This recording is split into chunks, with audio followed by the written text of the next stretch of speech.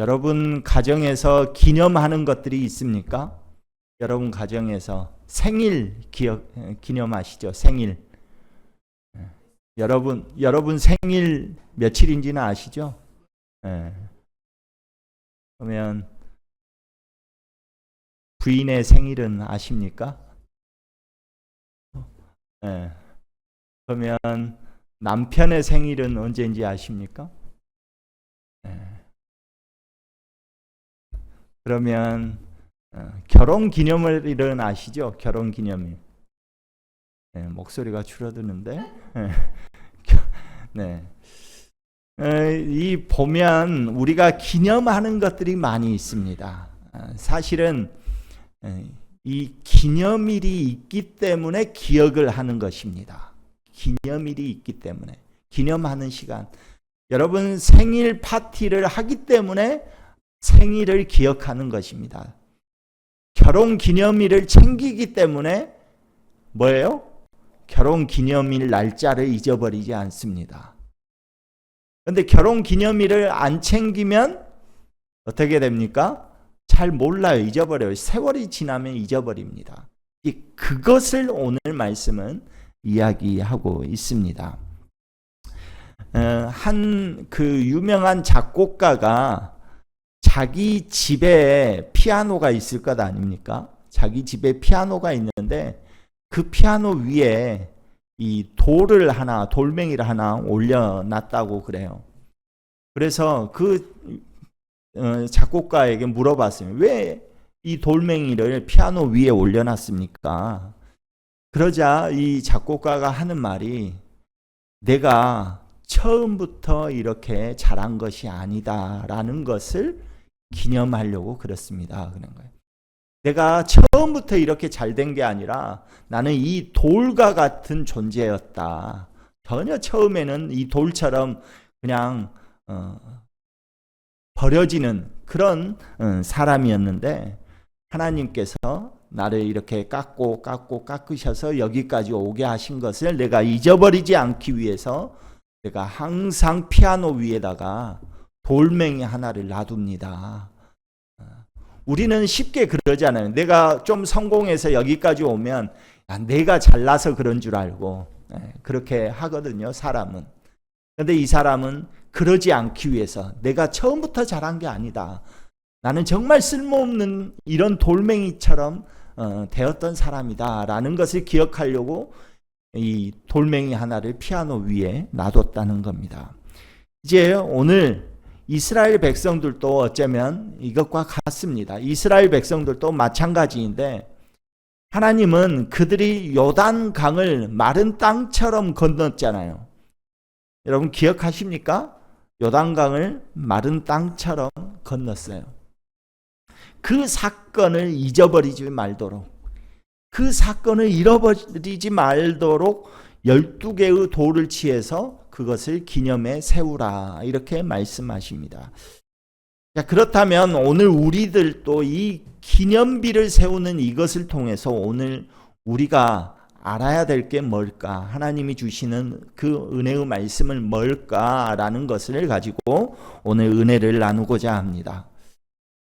기념비라는 것은 오늘 이 말씀을 통해서 볼 때 기념비는 하나님의 신실하심을 증거하는 그것이 기념비다라고 말하고 있습니다. 하나님의 신실하심의 증거로서 기념비를 세웠다는 거예요.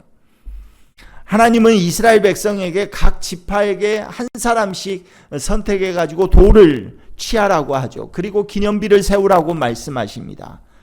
이 돌은 단순하게 장식물이 아니라 하나님께서 언약에 하나님이 약속하신 것에 얼마나 내가 신실하게 그 약속을 지키는가 하는 것을 증거하기 위해서 이 일들을 행했다라고 말씀하고 있는 겁니다. 요단강을 마른 땅처럼 건너가게 하신 것은 아브라함에게 이미 약속하신 그 약속이 있거든요. 아브라함에게 약속하신 내용이 뭡니까? 가나안 땅을 내가 너희에게 주겠다. 너의 후손에게 주겠다는 것이었습니다. 그러니까 이것은 단순히 그냥 하나의 사건이 아니라 하나님께서 그 아브라함과 맺었던 그 약속을 신실하게 내가 지켜가고 있는 거다. 너희와 내가 한 약속을 하나하나 지금 지켜가고 있는 거다라는 하나님의 그 신실하심을 보여주는 증거라는 것입니다.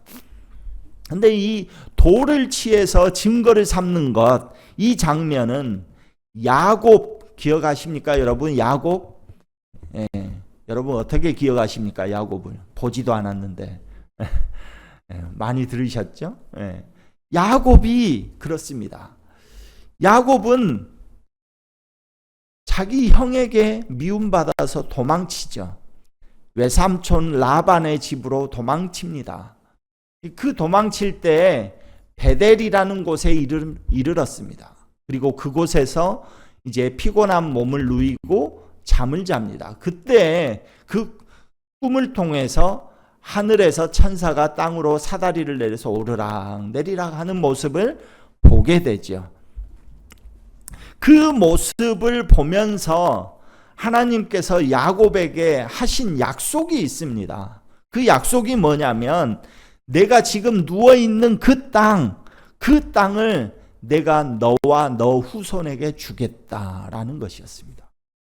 단순히 우리는 꿈만 기억하지만 거기에서 하나님께서 이 야곱에게 하신 약속이 있는데 바로 그 약속이 너가 지금 누워있는 그 땅을 너와 너 후손에게 내가 주겠다라고 말씀하셨다는 것이죠. 그래서 그 말씀을 듣고 야곱이 그곳에 그 자리에 돌을 하나 세워둡니다. 이것은 내가 하나님 약속대로 돌아오면 이 돌을 기반으로 해서 하나님의 집을 만들 거다라는 것이었습니다. 그런데 세월이 흘러서 야곱이 이제 외삼촌 라반의 집에서 돌아오게 되죠. 다시 가나안 땅으로 돌아옵니다. 돌아올 때 하나님께서 그를 베델로 부르십니다. 그리고 베델로 부르셔서 그곳에 하나님의 단을 쌓고 제사를 드립니다. 야곱이. 왜 그곳에 단을 쌓고 제사를 드렸을까요? 하나님께 예배를 드렸을까요? 자기가 공고할 때, 힘들 때, 도망칠 때, 외삼촌 라반의 집으로 향할 때, 그때 하나님이 하셨던 그 약속이 이제 세월이 지나서 자기가 다시 가나안 땅으로 돌아오는 이 과정 속에 자기가 생각해 보니까 그 돌을 보고 그 기념비를 보고 하나님이 하셨던 약속은 세월이 흘러도 변함없이 신실하게 하나님은 지켜주고 계시는구나 라는 것을 깨달았기 때문입니다. 그래서 그 기념비를 보자 단을 쌓고 그곳에 단을 쌓고 하나님 앞에 예배를 드립니다. 이스라엘 백성이 이 요단강을 마른 땅으로 밟고 건너갔을 때 세워놨던 그 기념비와 야곱이 베델에다가 쌓아두었던 그 돌기둥 똑같은 메시지죠. 똑같은 겁니다.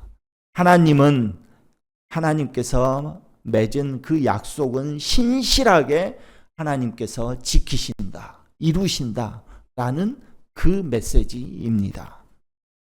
그렇다면 오늘 우리에게도 그 메시지가 항상 우리에게 다가옵니다. 이 야곱이 세웠던 그 돌기둥과 또 이스라엘 백성들이 세웠던 이 기념비와 오늘날 우리에게 세워진 것이 뭐가 있습니까? 십자가입니다. 십자가. 그 십자가를 보면서 오늘 우리들도 느끼는 것이죠. 하나님은 신실하시구나. 나를 구원하시기 위해서 자기 아들을 죽이시는 저 십자가의 아들을 죽이셨구나. 나를 살리기 위해서. 그러니까 요단강에 세워두었던 그 기념비나 야곱이 세웠던 그 돌기둥이나 지금 우리에게 주신 이 십자가나 똑같은 메시지를 주시는 것입니다. 하나님께서 맺은 그 약속은 신실하게 지키신다라는 것입니다. 우리가 십자가를 붙들고 그 은혜를 기억할 때마다 우리의 삶 속에서도 하나님의 신실하심에 대한 믿음이 새록새록 우리에게 새로워지는 것입니다. 두 번째로 이 기념비라는 것은 다음 세대에게 하나님의 역사를 전하게 되는 그 도구가 되어진다는 것입니다. 이 기념비가 다음 세대에게. 하나님께서는 이스라엘 백성들에게 말씀하시죠. 오늘 말씀 5절에서 7절 내용을 보면 그렇게 말씀하십니다. 너희 자손이 후에 이 돌들을 보고 이 돌이 무엇이냐라고 하거든 그들에게 이렇게 이르라, 이렇게 말씀하십니다. 그들에게 이렇게 이르라고 말씀하십니다. 즉 단순하게 돌기둥으로 기념하며 그냥 세워놓은 돌이 아니라 그 돌이 다음 세대에게 어떤 영향을 주는지를 알려주라는 것입니다. 자녀들에게 하나님의 구원을 가르치는 살아있는 역사 교과서가 되도록 하라라는 것입니다. 성경은 세대 간의 신앙 전승의 실제 모습을 오늘 보여주고 있는 겁니다. 우리의 자녀들과 우리의 자녀손들에게 여러분 무엇을 전해주시겠습니까? 출애굽할 때 이스라엘 백성들이 출애굽하잖아요. 출애굽할 때 가장 이스라엘 백성들이 가장 큰 사건으로 경험했던 것이 있습니다. 아주 강력한 메시지로 경험했던 것이 있는데 그게 뭐냐면 유월절 사건입니다. 유월절 사건. 이스라엘 백성들은 어린 양의 피를 문설주에 바르면 하나님께서 그 집을 건너가십니다. 그러나 그 어린 양의 피가 없으면 어떻게 됩니까? 그곳에 들어가서 장자를 다 치십니다. 엄청난 경험이었겠죠. 애굽 사람들은 곡이 다 아들이 죽거나 또는 첫째가 죽거나 해서 곡소리가 떠나지 않습니다. 그런데 이스라엘 백성들은 다 괜찮습니다. 이 얼마나 큰 메시지입니까? 경험입니까? 그러니까 그때부터 유월절을 지키기 시작합니다. 유월절은 하나님께서 우리를 구원하신 날이라는 것입니다. 그러나 그렇게 경험했던 그 백성들이 광야에 들어가면서 방황하죠. 이 출애굽했던 이 세대가 불순종하게 됩니다. 그러자 어떻게 됩니까? 그들이 이 출애굽했던 그 사람들이 다 가나안 땅에 들어가 보지도 못하고 광야에서 죽습니다. 그리고 그 광야에서 태어난 새로운 세대, 그 새로운 세대가 요단강을 건너서 가나안 땅으로 들어가게 되는 것입니다.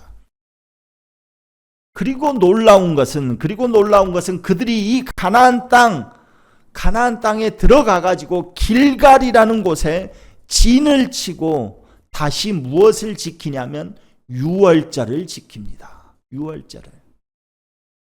그러니까 이 길갈이라는 곳에 진을 쳤을 때 유월절을 지킨다는 것은 얼마나 큰 메시지가 있습니까? 출애굽 세대는 다 죽었다니까요. 출애굽했던 세대는 부모의 세대는 다 죽었어요. 그런데 가나안 땅에 들어간 세대는 그 어린 자녀들 세대입니다. 그런데 그 자녀들 세대는 출애굽할 때 그 강력하게 보았던 그 메시지, 유월절의 그 메시지를 본 사람들이 아무도 없어요. 그런데 그들이 가나안 땅으로 들어가니까 뭐를 지키냐면 유월절을 지킨다는 거예요. 그러니까 다음 세대에게 하나님의 역사를 전하게 되는 이 귀한 도구가 바로 이 기념비가 되어진다는 것입니다. 유월절 다음 날 이렇게 유월절을 지키고 유월절 다음 날 그들은 더 이상 만나를 먹지 않습니다. 만나, 즉 하나님께서 날마다 광야 세월 동안 주셨던 그 만나를 먹지 않아요. 유월절을 지킨 이후에 가나안 땅에서 나는 소산들을 먹기 시작하는 것입니다. 그러니까 출애굽 세대의 그 신앙 체험, 그 엄청난 신앙 체험이 다음 세대에게 계승되어지면서 새로운 차원으로 이어졌다는 것입니다. 이것이 신앙 전승의 핵심이라는 것입니다. 신앙은 단순히 과거의 이야기를 듣는 것으로만 끝나지 않습니다. 우리는 신앙 전승을, 신앙을 이어준다는 그 생각을 그냥 말로 해주는 것, 이것이 신앙 전승이다라고 생각하기 쉽습니다. 그러나 듣는 것이 우리 다음 세대에게 신앙을 계승하는 것이 아닙니다. 더 깊이 들어가야 되죠. 어떻게요? 다음 세대가 직접 내 부모가 느꼈던 그 신앙의 체험을 직접 체험하는 것입니다. 그리고 나서 자기 입술을 통해서 고백하는 것입니다. 마치 출애굽 세대가 광야에서 다 죽고 다시 그 다음 세대가 요단강을 건너서 길갈에서 유월절을 지킨 것처럼 직접 그들이 체험하고 직접 그들이 자기 입술로 고백하게 해야 된다는 것입니다.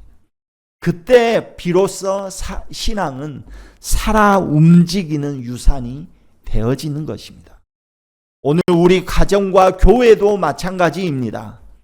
부모 세대가 간증한 하나님, 부모 세대가 만났던 그 하나님, 그래서 그 하나님을 간증했던 그 하나님을 자녀 세대가 직접 경험하도록 돕는 것, 이것이 바로 신앙의 기념비를 세우는 일입니다. 그래서 우리가 자녀들에게 비전 트립도 가라 하고, 우리가 그래서 자녀들이 수련회도 할 때 우리가 애써 도우고 협력하는 것, 다 그 이유 때문인 것입니다. 마지막으로 기념비라는 것은 하나님의 능력을 드러내는 것입니다. 하나님의 능력을. 여호수아는 요단강 한가운데 돌을 세웠습니다. 이것은 이 사건이 단순한 우연이 아니라는 것입니다. 자연현상이 아니라는 것입니다. 하나님의 능력의 결과라는 것입니다. 능력의 결과가 보여주는 것이 바로 그 기념비였습니다. 고대 전쟁에서 고대 왕들은 전쟁에 승리하면 자기 이름을 기념하기 위해서 이 큰 탑을 쌓기 시작합니다. 그리고 거기에 이 전쟁에서 어떻게 전쟁을 했고 어느 왕 때 승리했고 이런 것을 자기 이름을 드러내는 것이죠. 그러나 여호수아가 세운 이 기념비는 여호수아의 이름이 기록되어진 것이 아니라 오직 하나님의 구원과 하나님의 능력만 새겨져 있었다는 것입니다. 오늘 우리들도 우리의 삶에도 그래서 기념비가 필요합니다. 우리의 삶에도 기념비가 필요합니다. 우리의 삶에도 기념비가 필요합니다. 네. 우리의 삶에도 기념비가 필요한 것입니다. 우리의 마음에도, 우리의 가정에도, 우리의 교회에도 신앙의 기념비를 세워야 하는 것입니다. 그 기념비가 하나님의 신실하심을 잊지 않게 하는 것입니다. 그 기념비가 다음 세대에게도 그 믿음을 전하게 되는 것이고, 그 기념비가 모든 사람에게 하나님의 능력을 드러내는 은혜의 표징이 되어지는 것입니다. 오늘 우리 유한의 성도들 각 가정마다, 각 신앙마다, 각 개인마다 이 신앙의 기념비가 하나씩 늘어가기를 간절히 소망합니다.